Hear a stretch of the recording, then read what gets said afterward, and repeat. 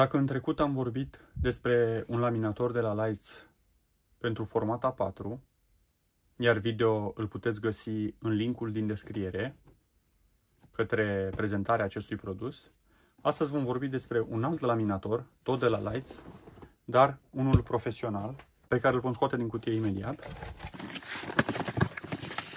Se numește Leitz Elam Touch Turbo A3.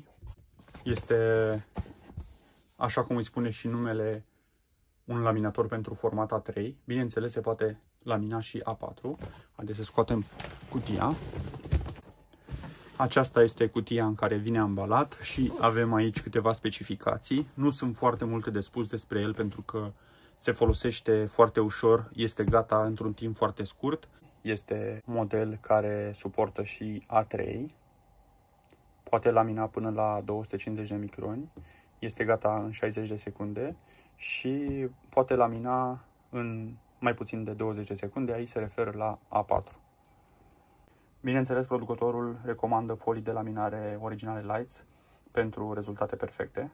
Cei de la Leitz au mai multe aparate de laminat, cum ar fi Office A4, Office A3, Office Pro A3, Elam Touch A3, Elam Touch Turbo Pro A3, iar acesta este aparatul pe care îl prezentăm noi astăzi. Putem să vedem că el laminează 5 grosimi, 80 de microni, 125 de microni, 100, 175 și maximul este de 250 de microni. Deci el poate lamina grosimi de la 80 de microni până la 250 de microni.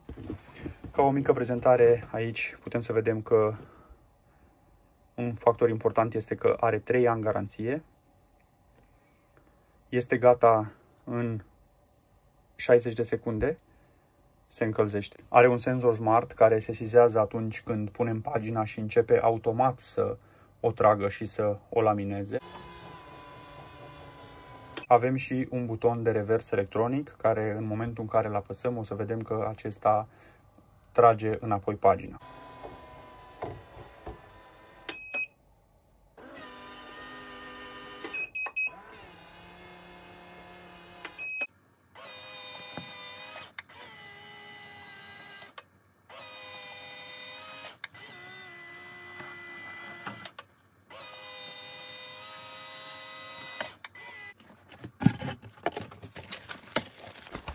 Avem aici foliile de laminare, dar atenție, sunt folii de laminare A4, nu sunt A3.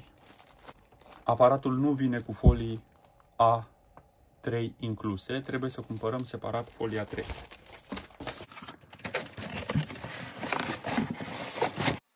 Acesta este laminatorul. Are un design foarte plăcut și poate fi găsit în două nuanțe. În nuanță de alb și cu acest gri sau în nuanță de negru. El se deschide foarte ușor din partea din față. Pur și simplu putem să tragem de aici, de această parte. Are aici, dar și în partea cealaltă, o bilă cu arc care se presează și intră în locașul de aici atunci când este pe poziția închis și rămâne pe poziția aceasta. Și pentru a deschide, pur și simplu tragem de ea, putem să ridicăm și această parte, să o lăsăm pe spate și mai avem aici două aripioare de sprijin. Iar aici avem niște aripioare care pot fi de asemenea ridicate. Este foarte ușor să așezăm o pagină de laminat A3 cu ajutorul acestor brațe. Pur și simplu le dăm la o parte, luăm folia de laminat, o deschidem, o așezăm aici la poziția A3, închidem brațele, ne deschidem aceste piciorușe, tragem puțin pagina cât să o vedem, dăm partea din spate, o dăm peste cap, luăm pagina, o așezăm și putem să o împingem către aparat, iar acesta o trage automat în interior. și putem să vedem că are delimitare pentru A5, are delimitare pentru A4 și are delimitare pentru A3. Vine cu un cablu de alimentare separat, care se mufează în partea din spate, lângă butonul de pornire. Acesta intră exact ca la un calculator aici, iar acesta este butonul de pornire on-off. Referitor la pornire și la utilizare, în cutie găsim două documente. Unul care nu se adresează aparatului, ci sunt instrucțiuni generale de securitate, și un ghid rapid. Acest ghid rapid ne spune cum să folosim aparatul pas cu pas. Pasul 1 este să punem aparatul în priză. Pasul 2 este să deschidem fanta din față. Pasul 3 este să deschidem capacul din spate. Așa cum spuneam, aici avem două aripioare care se pot scoate la nevoie și acestea se ajustează, se pot ridica în funcție de necesitate. Mai departe, la pasul 4 trebuie să apăsăm butonul de pornire. La pasul numărul 5 trebuie să apăsăm butonul de aici. Iar acum aparatul intră în funcția de încălzire, de preîncălzire, să se pregătească pentru laminare. Apoi la pasul 6 trebuie să ne pregătim foaia, să o aliniem. Dacă știm de data trecută, din video data trecută, trebuie să aliniem foaia ca marginile să fie egale. După care, în momentul în care auzim sunetul că aparatul este gata și îl vom auzi, putem să introducem documentul pe care vrem să îl laminăm. LED-ul de aici se aprinde intermitent pe durata încălzirii, iar când este gata, se aprinde albastru continuu și auzim acel bip de sfârșit de încălzire. Acestea sunt foliile care vin în pachet. Și dacă scoatem una și ne uităm la ea, o să vedem niște semne, niște indicații. Aceasta este o folie originală de laminat de la Leitz cu tehnologia UDT. UDT înseamnă Unique Direction Technology, adică este o tehnologie cu o direcție unică. Nu o putem pune invers în aparatul de laminare pentru că avem aceste săgeți care ne indică direcția de laminare, iar aceste săgeți vor dispărea după ce foaia se laminează. O să vedem asta acum.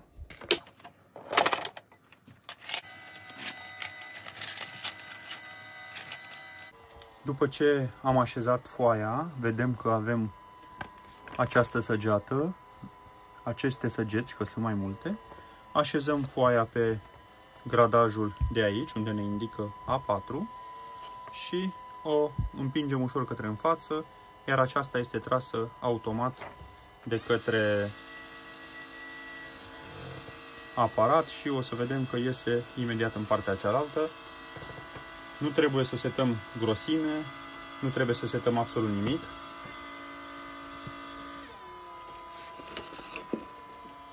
Și aceasta iese în mai puțin de 20 de secunde, a ieșit în partea cealaltă. O lăsăm puțin să se răcească, ca să nu se strâmbe, și apoi putem să o luăm și să o inspectăm și observăm că acele dungi lipsesc pentru că au dispărut, iar în acest caz planul acesta a fost laminat, protejat și va rezista o perioadă foarte lungă de timp. Cum spuneam, acesta fiind un aparat profesional de laminare, nu are nevoie de nicio altă setare, pur și simplu ne așezăm pagina pe care vrem să o laminăm în folia de laminat, o așezăm pe intrarea aparatului și dacă dăm drumul la cronometru, vom observa că în mai puțin de 20 de secunde este în partea cealaltă.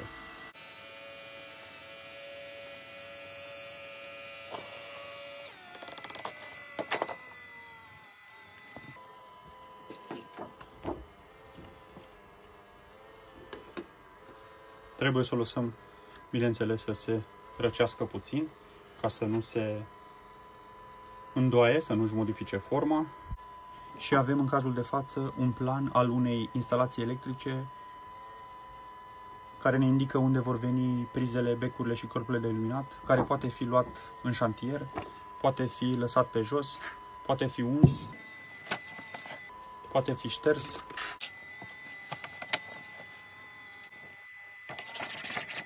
poate fi zgâriat și acesta rezistă și mai ales este foarte bine că este rezistent la umezeală. Separat de foliile de laminare care ne vin în pachet, cele A4, putem să cumpărăm folii de laminare A3. Putem să observăm cât de mari sunt acestea. Practic sunt dublu A4. Iar aici, pentru demonstrație, avem două tipuri. Avem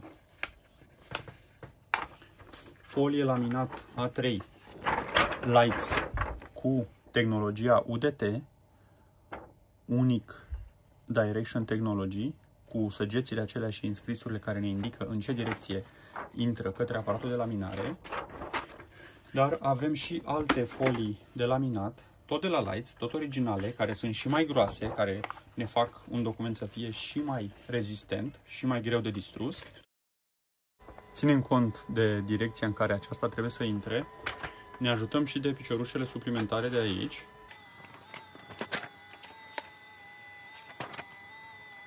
Așezăm coala în fantă și fără nicio setare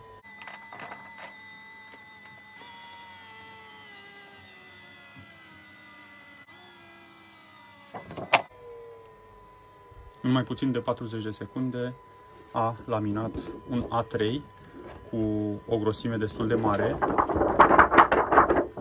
O să mai facem un exemplu tot pe A3, dar de data aceasta o să folosim o folie din aceasta groasă, fără tehnologia UDT.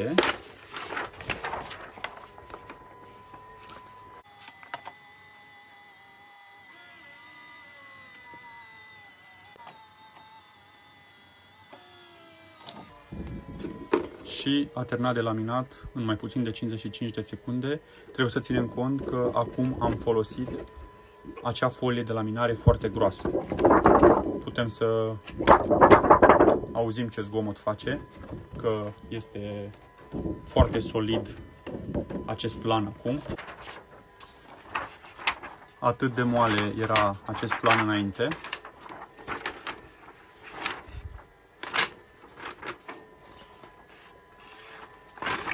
Iar acum, efectiv, nu se strâmbă. Îl ridicăm cu două degete și acesta doar se curbează.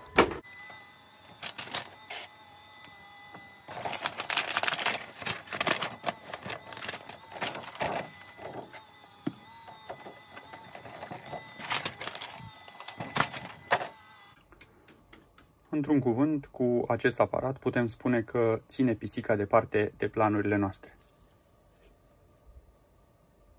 Materialele din care este construit aparatul sunt unele de calitate, aparatul arată foarte bine, este foarte bine construit, iar greutatea acestuia ne spune că este un aparat serios, de calitate, unul profesional.